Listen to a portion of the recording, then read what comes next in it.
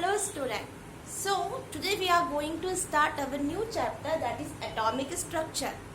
It is the very basic chapter of chemistry, okay?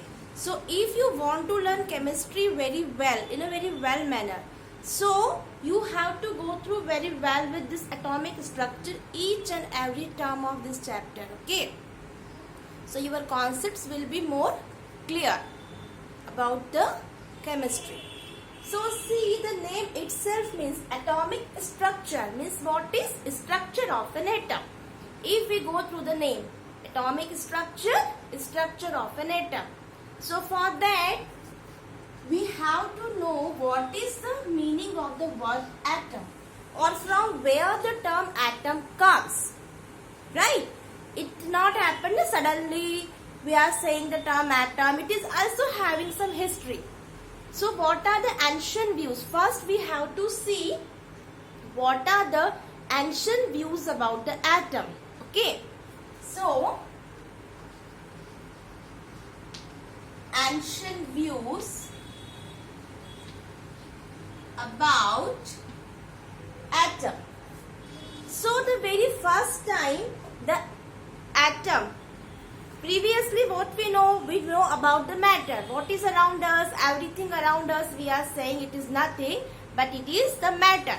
In the language of chemistry, the universe is made up of matter and energy, right? What is matter? Anything that occupies space and has some weight, that is said to be matter. Now it is, you already learned in lower classes kinetic theory of matter. In the kinetic theory of matter, we learn that matter is consist of small particles, right? It is continuous. It is made up of the small particles. Now from these particles, so which type of particle matter consists of? So later these were named as an atoms.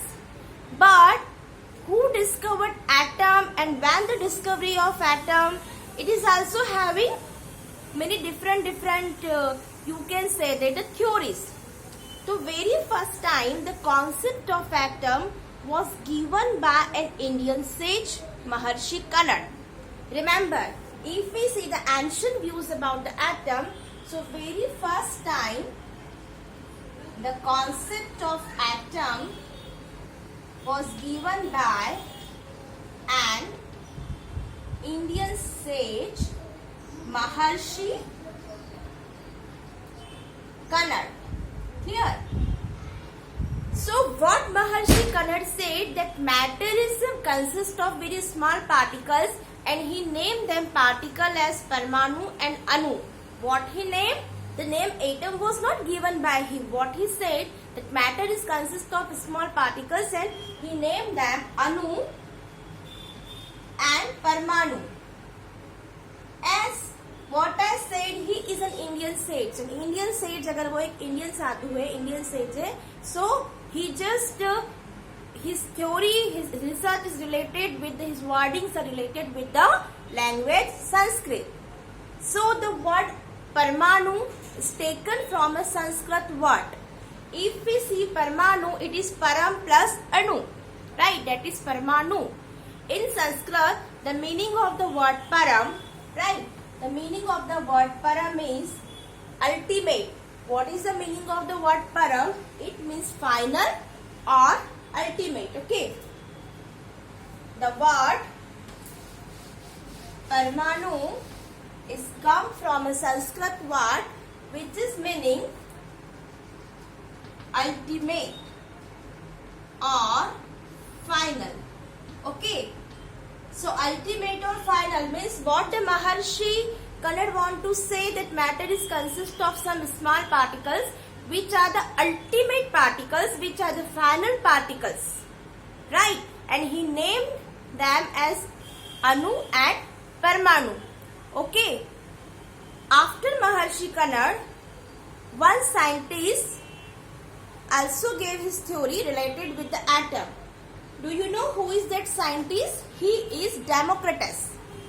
After Maharshi Kannad, one more scientist gave his theory, that is the Democritus. What Democritus said, beta?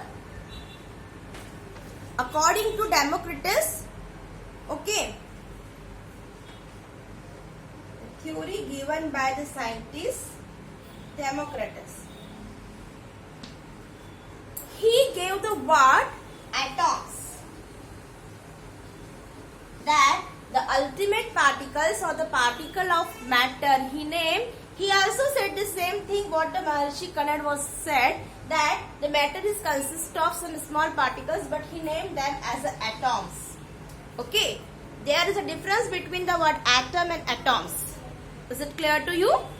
So Democritus and Maharshi Kanad, they both gave a we can say that their theory is correct only, but it not come in existence until the qualitative research is not come in existence.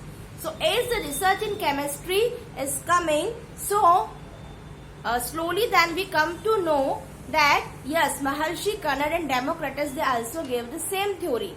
But then when the question arises, then from where the atom comes, who gave the term atom?